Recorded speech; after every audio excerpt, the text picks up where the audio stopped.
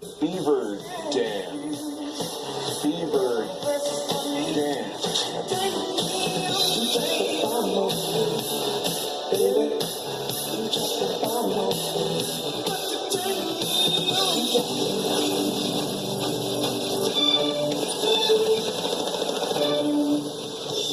It has been the lights out moment for countless religions and cults. A leader announces he has superpowers and promises on such and such a date to prove it. Day arrives, nothing happens. Leader escapes to Nutley, New Jersey. Our third story in the countdown, while Paramount Pictures wonders if it can overcome Tom Cruise's adherence to Scientology at the box office, The Faith is set to open up its own super center where believers can hone their superpowers in beautiful downtown Clearwater, Florida. The 57 Perceptics, described by founder L. Ron Hubbard, will be brought out by use of machines including an anti-gravity simulator and something with a gyroscope. So Mr. Cruise has a place to improve his gravity, his compass direction, and especially the saline content of self. While you check yours, Dateline's Hoda Kotb got to sit down with former and current members of the group to talk about the #1 face of the Church of Scientology. Many celebrities swear by Scientology. There's John, Juliet, Jenna, and Jason, Kirsty, Leah, and Sophia. Not the king, but his wife and daughter, Beth and Bart. Is this a book report or a witch hunt? Well, the actor's doing his voice. And it is no coincidence. We were put under incredible duress, actually, to recruit celebrities. In my mission to find out if Cruise is in control or out of control, I met former Scientologist Karen Presley. She says she used to work full-time at the church's exclusive celebrity center in Hollywood. Her job, she says, recruiting the stars. Was there a list? Actually, there was young actors that were really making it in film at the time. I think were our biggest priorities. Tom Cruise was exactly that. It was 1985 and he was filming Top Gun. He says the church helped cure him of a learning disability. And in recent years, he's out to fix the rest of us, or at least his co-workers. You know, you have to understand in Hollywood, when people need help, they call me. When they're having trouble with something, they call me. Because they know that I'm the type of person that they can depend on. But could Hollywood studios depend on Cruise? Or had his private life blown up his public appeal? Our mission to learn more about him takes us into one of the most personal rituals of Scientology. Clutching these metal rods connected to this machine called an e-meter, Scientologists undergo intense spiritual counseling meant to clear their minds of past traumas and self-defeating behavior. The person drawing it out of them is called an auditor. You've audited, what, dozens of people, hundreds of people? Maybe 1,000. Bruce Hines says he spent 30 years in the church and was an auditor to the stars. He says he sat with them, drawing out their fears, secrets, past indiscretions, and he wrote everything down.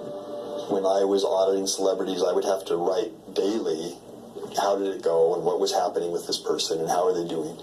And this report would go to people very high up in the organization. They keep tabs on it. Are there things in those folders or secrets in there that might change one's opinion of the celebrity?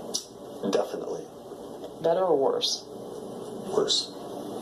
He would not reveal what he learned from the stars, but he told us in 2000 he was sent to audit Cruise's then-wife Nicole Kidman and find out if and why she was losing interest in Scientology. How concerned were the leaders in Scientology that Nicole Kidman wasn't really, showing enough interest in the church? Fairly concerned, as evidenced by the fact that they sent me down there. Why do you think Nicole ultimately left Scientology?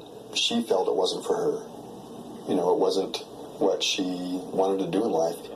Do you think she could have remained Mrs. Tom Cruise and not be a Scientologist? In my opinion, no.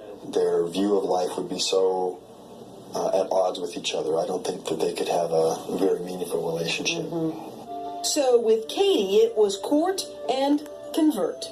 Are you a Scientologist? Have you looked into it yourself? I have looked into it myself, and I really like it, and I think it's really wonderful. Have you tried any sessions at all, or any auditing or anything like that? Yeah, and it's really, I feel like I'm bettering myself. As she joins the A-list cast of Scientology. My mission was to delve into the world of the church's leading man.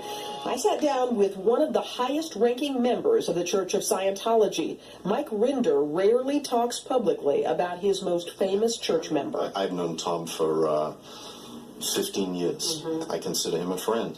Do you think he's a good spokesperson for Scientology? I think he's a very good representation of what a Scientologist is. I think he's obviously successful.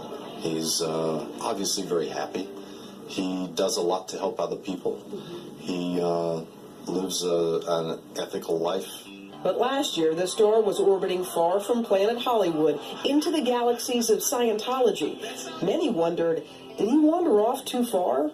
Does the church ever call Tom Cruise and say, you know what, pull back the reins a little? No, I don't think anybody in the world calls Tom Cruise and tells him to pull back the reins. But Tom Cruise and other celebrities do promote Scientology's agenda. Does the church actively recruit celebrities? No. The church is open to anybody. No one specifically told, we'd like to get more celebrities because celebrities sort of up the profile of Scientology. We have a list of celebrities. None of that. Absolutely not. Absolutely not. Maybe not, but how many religions have a designated celebrity center? And he confirms that the church keeps confidential files on celebrities and other members of the church who undergo auditing. So what happens, my question is, what happens to those notes, those files? They're locked in file cabinets in locked rooms. Never to be opened. Never. Only the auditor. They're for the auditor. They're not for anybody else. The church says former auditor Bruce Hines never met with Nicole Kidman and should not discuss his work for the church. The church goes on to dispute both his and Karen Pressley's statements and questions their motives. Just because someone says something, particularly a former someone who is, seeking to have their minute of fame by making statements that sound sensational, that doesn't make it true. One thing is for sure, Tom Cruise's behavior over the last year has raised the profile of Scientology. The question is, for better or worse, do you